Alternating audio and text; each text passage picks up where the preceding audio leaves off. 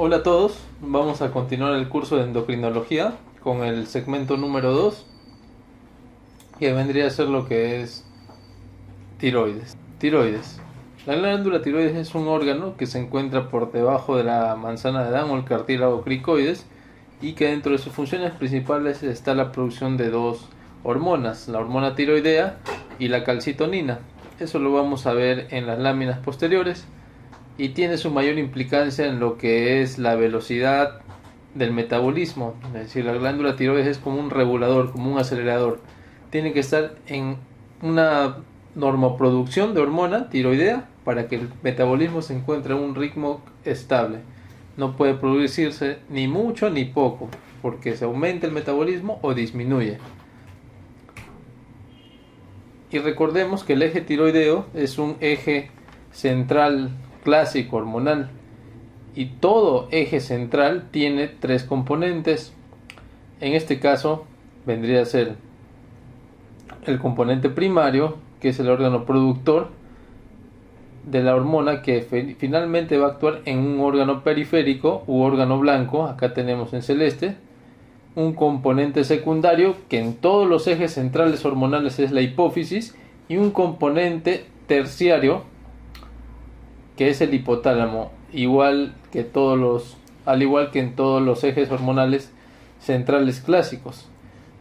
El hipotálamo en este caso produce la TRH. La TRH estimula la adenohipófisis a las células tirotropas, y las células de la hipófisis producen TSH, la cual actúa a nivel de la tiroides, estimulando la producción tanto de T4 como de T3. Y T4 y T3 actúan a nivel periférico, a nivel de prácticamente todas las células de nuestro organismo, en receptores intranucleares, es decir, alteran el ADN. Se produce aproximadamente en la glándula tiroides un 90% sale al tejido sanguíneo como T4 y un 10% como T3. Pero en la periferia pasa una conversión de T4 a T3. Es decir, en los órganos periféricos se invierte esta proporción. Pasa a ser periféricamente un 10% como T4 y un 90% como T3. Otra característica importante es que la T3 es 3 veces más potente que T4. ¿Y cómo se consigue esta conversión de T4 a T3? A través de unas enzimas que se llaman desiodinasas o desiodasas también. Desiodinasas. Y estas desiodinasas hay tres tipos: 1, 2 y 3. Normalmente la desiodinasa D1 y D2 convierten de T4 a T3. Y la desiodinasa tipo 3 pasa de T4 a T3, pero reversa. Y esta T3 reversa no tiene actividad fisiológica conocida hasta el momento. Es importante esto debido a que hay enfermedades en las cuales alteran la función de estas enzimas desiodinasas, tanto D1 como D2, que se expresan en casi todos nuestros órganos: hígado, hipotálamo mismo, corazón, músculo, etc.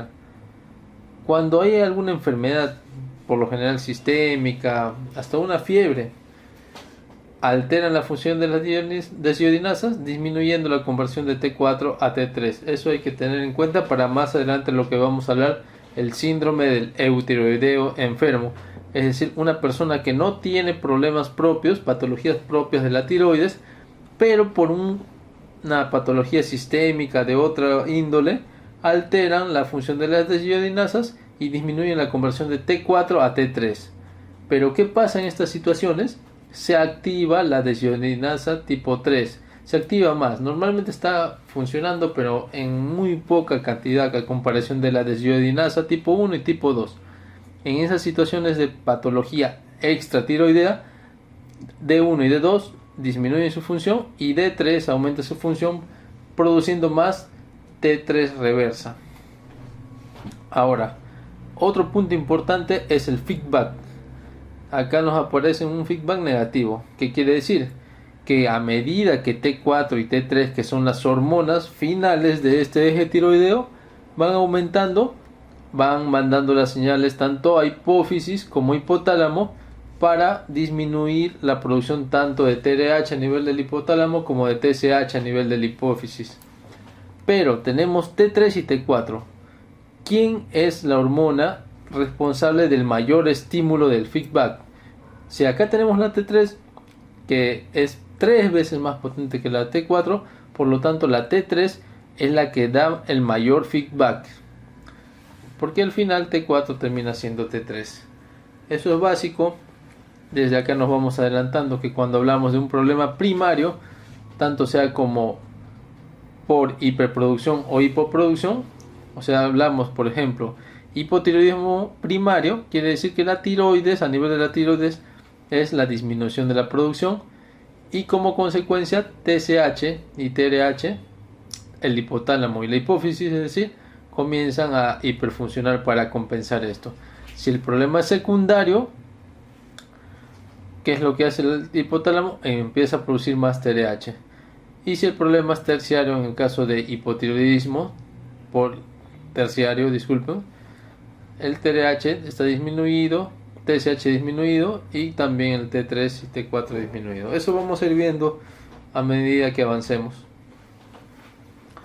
Esto es el tiroidocito. Tenemos nuestra glándula tiroides, que tiene una forma de mariposa y viene su nombre tireos, que es del griego tireos, que es un tipo de escudo. En la antigua Grecia había dos tipos de escudo, y uno de esos tipos de escudo era el tireos, que tenía aproximadamente la forma de la glándula tiroides, por eso le pusieron glándula tiroides. Tiene dos lóbulos y que tiene unidades funcionales. Microscópicamente ampliamos esto y tenemos aquí al centro una zona que es el coloide, y en cada coloide se rodea de células foliculares. Acá tenemos el coloide central rodeado por células foliculares, y todo esto se llama un folículo tiroideo. Ahora hay células, acá las vamos a pintar de rojas, que son llamadas células principales, que producen calcitonina, mientras que las células que no son las principales son las células foliculares o tiroidocitos las llaman, ¿no? Y hay que tener esto en cuenta. Capilar, tiroidocito, digamos que por acá pasa un capilar, y el coloide central.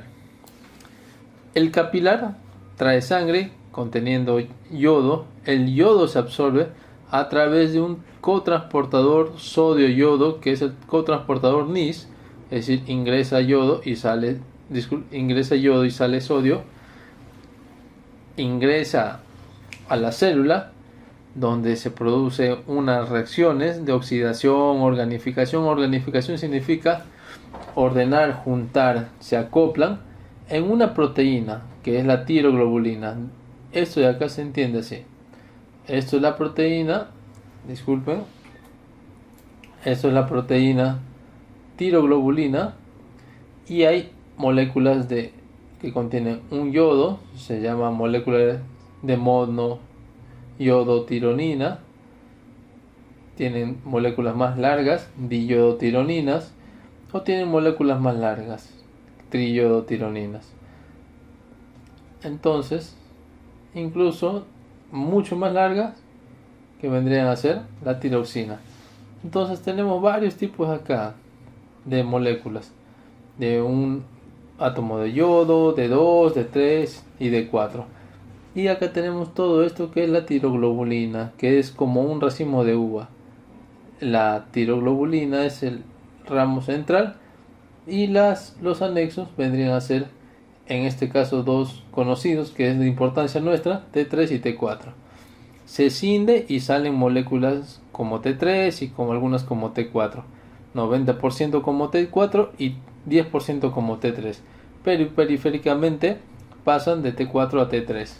Eso es todo. Sí, recordar esto para el tratamiento. Hay un tratamiento en lo que es el cáncer de tiroides diferenciado y para el hipertiroidismo, que tienen la misma explicación. Bien, el yodo radioactivo, que generalmente es el yodo 131, la tiroides solamente reconoce que es una molécula de yodo, pero esto es como un caballo de Troya. Entra y ya que es radioactivo, acá ya comienza a producir la destrucción de la glándula tiroides. Siendo así que el yodo radioactivo es utilizado también debido a esto, que hay un cotransportador sodio-yodo, ingresa y destruye la célula. Es utilizado tanto en casos de enfermedad de Graves o la principal causa de hipertiroidismo y para cánceres diferenciados de tiroides. En oncología hablar de algo diferenciado es que aún conserva la estructura original de la célula afectada, en este caso de una célula folicular, por lo tanto capta yodo, pensando que es el yodo normal del torrente sanguíneo de nuestra nutrición diaria, pero es yodo radioactivo. Hasta ahí vamos. Y tenemos este cuadro de resumen de enfermedades tiroideas. La glándula tiroides la tenemos que estudiar de dos formas: función y forma. Función para saber cuánto está la producción o cómo está la producción de hormona tiroidea, y eso estudiamos siempre en la clínica y con un perfil tiroideo. Y la forma, vemos si es que es una glándula aumentada de tamaño, el bocio, o puede haber un nódulo, como vamos a ver. Pero tenemos acá dos cosas. Al lado izquierdo, básicamente las alteraciones de la función: hipotiroidismo por hipofunción, hipertiroidismo por hiperfunción, y acá hipotiroidismo secundario, hipotiroidismo primario, hipotiroidismo secundario, hipertiroidismo primario. Eso ya vamos a ver poco a poco, pero acá tenemos dos cosas. Hipotiroidismo, por ejemplo, nos ponen deficiencia de T3 y T4, es decir, el problema es en la tiroides. Como habíamos dicho, es el hipotiroidismo primario. Como consecuencia, para compensar esto, los dos órganos superiores centrales, es decir, la hipófisis y el hipotálamo, comienzan a producir. En este caso no estudiamos tanto el hipotálamo, ¿no? La hipófisis es lo que más estudiamos, comienza a estar alto para compensar. Pero si el problema es a nivel de la hipófisis o hipotálamo, hablamos de problemas secundarios, pero es mejor decir un problema central, hipotiroidismo central, porque no, como les digo, la TRH no es lo que utilizamos de primera mano, y utilizamos TSH. Si es que el problema es que la TSH está baja y T3 y T4 baja, por lo tanto el problema central. Similar para el hipertiroidismo. Lo otro son alteraciones de la forma. Cáncer de tiroides, lo más frecuente son papilar, folicular, medular y anaplásico. Hay una mnemotecnia conocida que es por fin me acuerdo, ¿no? Esto nos ayuda a saber que el cáncer papilar es el cáncer más frecuente, pero es el menos agresivo, y el anaplásico es el más infrecuente, pero es el más agresivo. Luego tenemos los nódulos tiroideos, que son encapsulaciones en la glándula tiroides, ya vamos a ver la definición correcta más adelante, y pueden ser en número de 1 o más de 1. Y las tiroiditis, inflamación de la tiroides, aguda o bacteriana, subaguda o de Kervain, crónica de Hashimoto, y la fibrosis de Riedel. ¿Qué de característico tiene acá? Principal causa de hipotiroidismo en el mundo, autoinmune. Principal causa, tiroiditis Hashimoto. Entre la aguda y la subaguda es bien difícil diferenciarla, pero agudo, caso clínico que nos hablen de supuración, un lóbulo tiroideo aumentado de tamaño, fiebre, toda una clínica de SIRS, nos están hablando de una tiroiditis aguda bacteriana. Subaguda de Kervain, proceso respiratorio superior, nos están hablando de una tiroiditis subaguda de Kervain. Y fibrosis de Riedel, la glándula tiroides está totalmente fibrosada. Tratamiento, operación, ya vamos a ver. Esto es solamente un cuadro resumen para darnos una visión general. Ahora vamos a desmenuzar todo eso. ¿Qué es el nódulo tiroideo? El nódulo tiroideo, según la Asociación Americana de Tiroides, nos dice que es una lesión discreta. Discreta quiere decir diferente dentro de la glándula tiroides, que es radiológicamente distinta del parénquima tiroideo que lo rodea. O sea, lesión discreta radiológicamente distinta. Hace redundancia, ¿no? Simplemente es algo diferente del parénquima normal. Eso es un nódulo tiroideo y hay que ver si es que esto es benigno o si esto es maligno o un cáncer, ¿no? Así es como debemos estudiar a la glándula tiroides. En el título está nódulo tiroideo, pero no solamente es nódulo tiroideo. Función y forma. ¿Cómo estudiamos la función? Una persona puede ser eutiroidea o puede estar hipertiroidea o hipotiroidea. ¿Y eso cómo lo estudiamos? Señor doctor, estoy bajando de peso, estoy como nervioso, siento taquicardias, sudo más, la piel se me ha adelgazado. Eso es clínica del hipertiroidismo. Nos dicen, doctor, estoy comenzando a subir de peso, tengo más frío de lo normal, hace calor, todos van a la playa, pero yo estoy bajando de peso, disculpen, subiendo de peso, tengo más frío, me siento aletargado y encima tiene un bocio. Clínica de hipotiroidismo. La clínica es lo primero. Pero ¿cómo estudiamos? Confirmamos esto con un perfil tiroideo. El estudio de la glándula tiroides también estudiamos la forma. Si vemos una persona a lo lejos con un bocio, estamos estudiando la forma, que es clínica. Pero el mejor examen para estudiar la forma es la ecografía. Y hay un examen que se puede decir que es un mixto, que es la gammagrafía, que nos puede decir que es una glándula aumentada de tamaños y función, porque se lee como hipercaptadora o hipocaptadora. Si la glándula tiroides está hipercaptando, quiere decir que está hiperfuncionando, y si está hipocaptando, quiere decir que está hipofuncionando.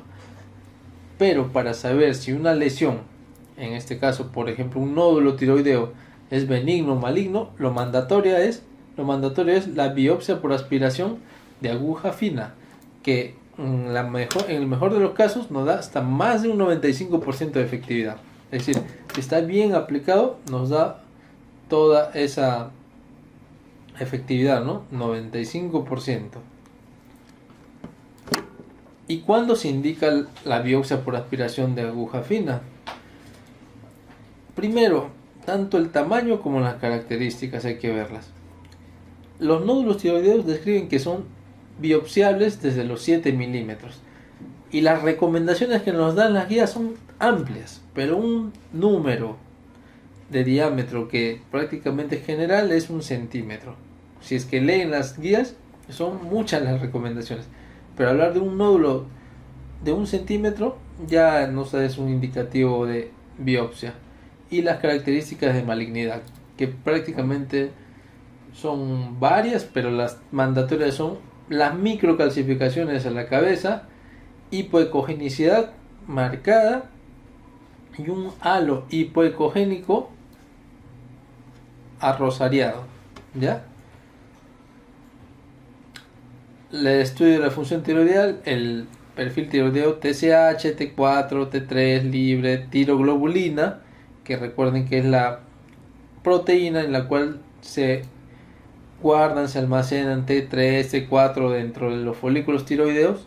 Y eso es importante, pues la tiroglobulina no es un examen rutinario, pero sí nos es de importancia para el control de los cánceres de tiroides.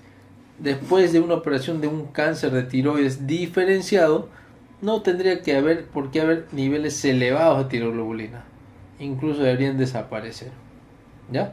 Pero si después de que le han operado a un paciente o a una paciente después de un cáncer de tiroides y persiste la tiroglobulina, eso es indicativo de que aún hay tejido tiroideo. Y los anticuerpos antitiroideos, que no son exclusivos de la glándula tiroides. Por ejemplo, hay otras enfermedades autoinmunes, por ejemplo, un síndrome de Addison, ¿no? O disculpen, en este caso sería una enfermedad de Addison, o una insuficiencia suprarrenal, algo. La enfermedad de Addison es por algo, una masa, ¿no? Sería más correcto hablar de insuficiencias suprarrenales, autoinmunes. Se han visto la presencia de anticuerpos antitiroideos. Uno es el antiperoxidasa. Recuerden que había una enzima que se llama peroxidasa y es característico hallar la antiperoxidasa en lo que es tiroiditis de Hashimoto, así como la antitiroglobulina. Y los anticuerpos estimulantes del receptor anti-RSTSH, antirreceptor de TSH. Esto es un anticuerpo estimulante que es característico de la enfermedad de Graves, la primera causa de hipertiroidismo en el mundo. Si es que hay, por ejemplo, procesos de tiroiditis como la tiroiditis bacteriana, subaguda, utilizamos PCR, BCG, biopsia, la biopsia guiada por ecografía, gamografía, etcétera, podemos utilizar, ¿no? El nódulo tiroideo, hay factores de riesgo. Un paciente varón con un nódulo tiroideo tiene más riesgo de cáncer que una mujer. La edad, paciente más joven, más varón y joven, mayor riesgo. Para que sea palpable, que sea indoloro, es más riesgo. El tamaño acá se importa. Adenopatías palpables, ronquera por la afectación de los nervios laringeos recurrentes o nervios laringeos inferiores. Inmovilidad, la devolución algo sólido, ¿no? Eso es algo indicativo de malignidad. Y antecedentes familiares y personales, ¿no? Si tengo familiares que han tenido antecedentes de cáncer de tiroides, estoy más predispuesto a tener cáncer, ¿no? Esto es resumen. Hago la biopsia y puedo tener 3 posibles resultados que nos digan: es algo benigno, es algo sospechoso, mala muestra, pocas células o mucha muestra hemática, o nos digan que es cáncer, algo maligno. Si es que es algo insuficiente, repetimos la BAF y nos puede decir, ¿no? Benigno, maligno, lo mismo. Y si es que es maligno, siempre hacer tiroidectomía total y radioablación, siempre y cuando sea cáncer diferenciado de tiroides. Ya vamos a ver. Vamos a hacer algo sobre la patología de la función de tiroides. Hemos dicho, si es que la glándula tiroides está hiperfuncionando y su función es producir hormona tiroidea, estamos hablando de un hipertiroidismo. Si está hipofuncionando, hipoproduciendo hormona tiroidea, hablamos de un hipotiroidismo. ¿Y qué es la tirotoxicosis? Es el exceso de hormona tiroidea y no es sinónimo de hipertiroidismo, con consecuente clínica de aumento o exceso de hormona tiroidea.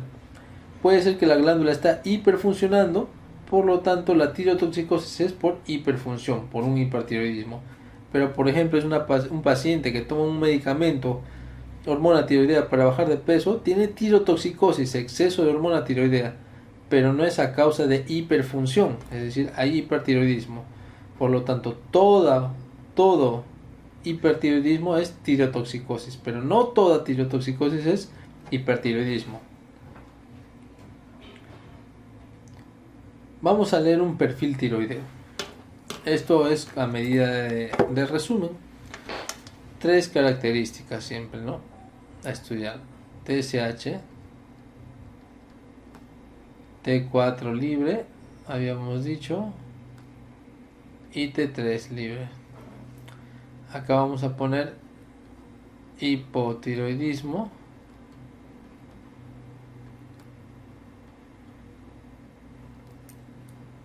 hipertiroidismo,